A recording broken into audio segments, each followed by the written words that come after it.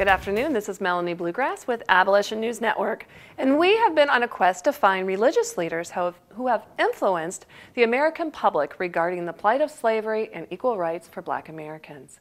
We have with us today a Presbyterian minister who has combined his love of Christianity with the high calling of journalism and has influenced many people through his writing. Please welcome to our show Samuel Eli Corning. Thank you. Thank you for being on our show. Thank you for having me. Yeah. So tell us about your affiliation with the Presbyterian Church. Well, I'm a Presbyterian, but I didn't actually create or join a Presbyterian church. I created one in New York City in 1822. It's the Demeter Saint Presbyterian Church, and it's the first African American church in the United States. Wow, that's very impressive. I know, though, that wasn't quite enough for you. You had a higher calling. Tell us about that. That is correct. In the winter of 1827, me and another colleague of mine, John Russrum, who's a graduate of Borden College, we created the Freedom Journal. And here's an actual copy of the Freedom Journal. It's a March 30th, 1827 edition, and in this article is a cure for drunkenness, and it actually explains how you can cure drunkenness with a powder and drinking it for about a week. Wow, that's a quick fix. Yes.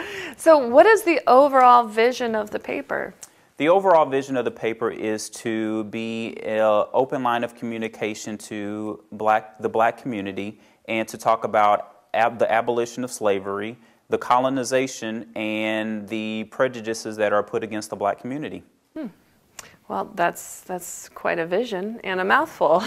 It is, and to that point, I would also like to add that it's also an interchange of open flow of communication. Wonderful. So tell us about how your background as a minister plays in the newspaper.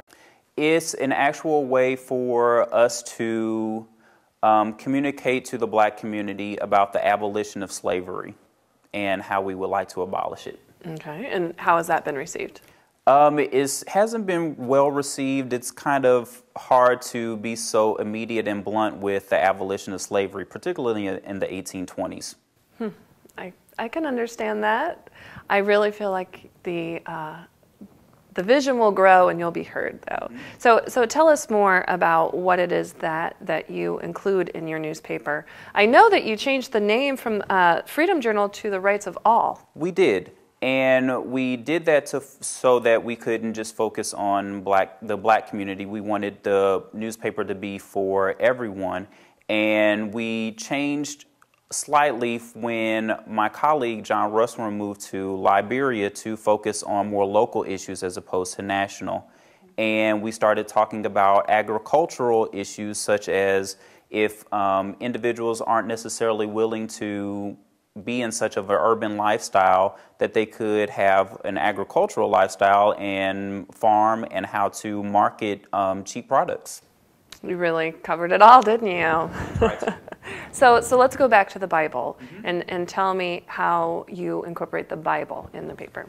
You know, we wanted to make sure that we explained very thoroughly that we are all of one blood, that God created us all equally and of the same equity. And there's actually two Bible verses.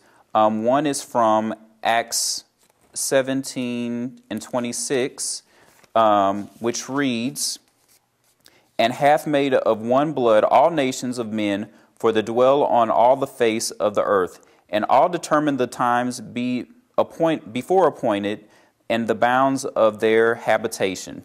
There's also another one in 1 Corinthians 10:27, which reads, 10:17, which reads, "For we being many are one bread and one body, for we are all partakers of one bread." I like that. Thank you.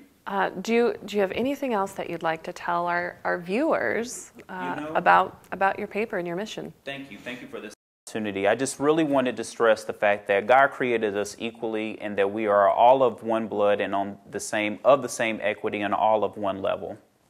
That's a beautiful message. Thank you. And you are the first man to integrate Christianity in journalism.